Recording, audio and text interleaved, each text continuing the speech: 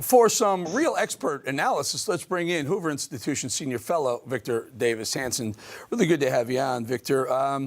Let's bring people up to speed. So in the last 48 hours, Liz McGill from UPenn has resigned. Bill Ackman, a billionaire, says one down. That's all he said, one down.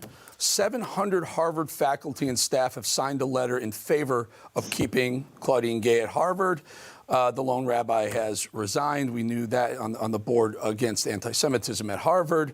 Billboard trucks are now circling Harvard right now, calling for Claudine Gay to be fired. And Claudine Gay says context matters. So over the last 48 hours or so, lots have happened. Bring us up to speed on what is happening, and is it enough?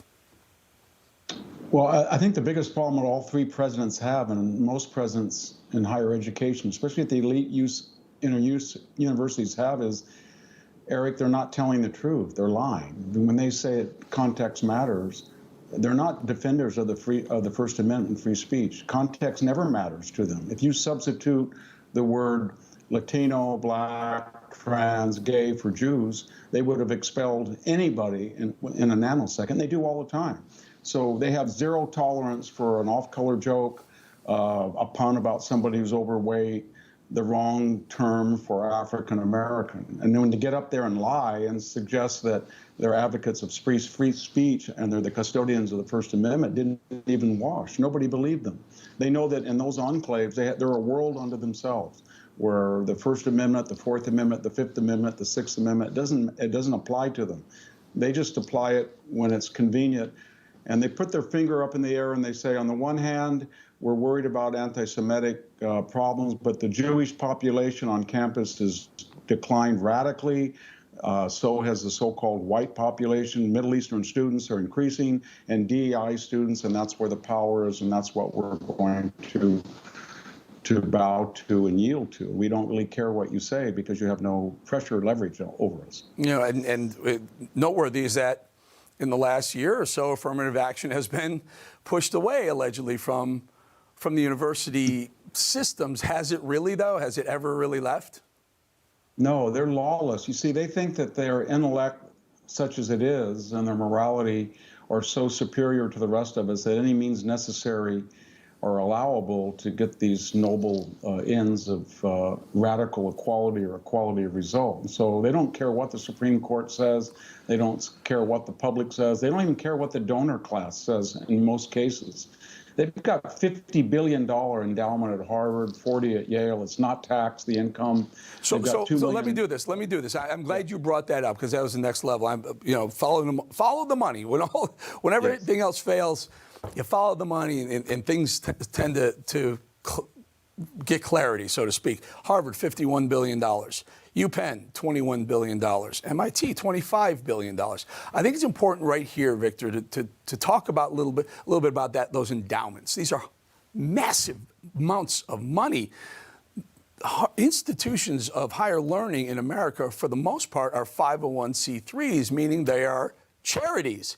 Charities are not supposed to move into the political space to the extent that these universities have moved into. So what do we do? Do we pull their 501c3s? Do we threaten to pull their 501c3s? What's the right move? I think the first thing you do is say, except maybe for the first $1 billion, so small colleges would not be affected uniformly. We just say we're going to tax the endowment income. Number two, we have to take a big look at the several $billion we send these universities in research support monies unless they follow certain protocols. And then I think the $2 trillion they count on of student loans, we got to get the government out of that. And then finally, I really think we have to take a look at tenure and this idea of lifetime employment.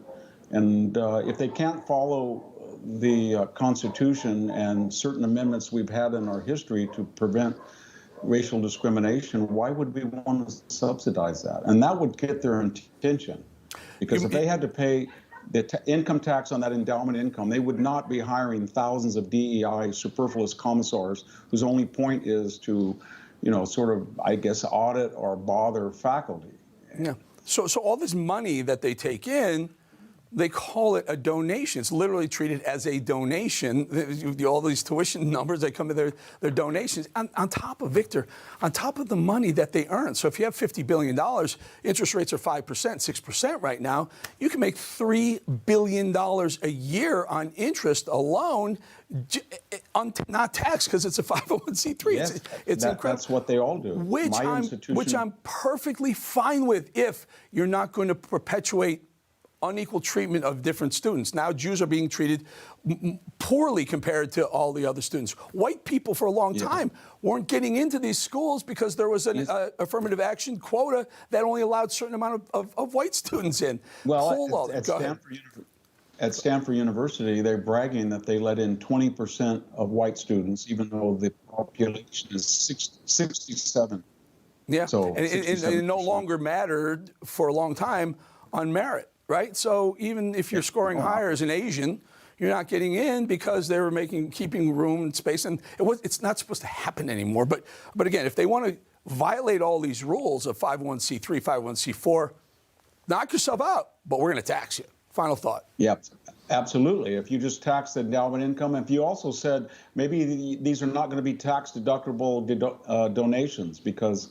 If a person's going to give $100 million and they're not going to be nonpartisan, then let's let it be taxed. And I think that would really get their attention in a nanosecond. Yep, and I'm guessing some of these Bill Ackmans and the other big investors or donors, would think twice about doing that if they couldn't hide that. And then if they had to pay taxes on that money that they were giving to the Harvard, MITs, and UPenns of the world, if they had to pay tax, it's easy to do it when you're not going to pay taxes on. Easier when you're not going to pay taxes on. Got to go, Victor. Always good having you on. Smartest man in the room. Victor Davis Hanson, thank you. Thank you.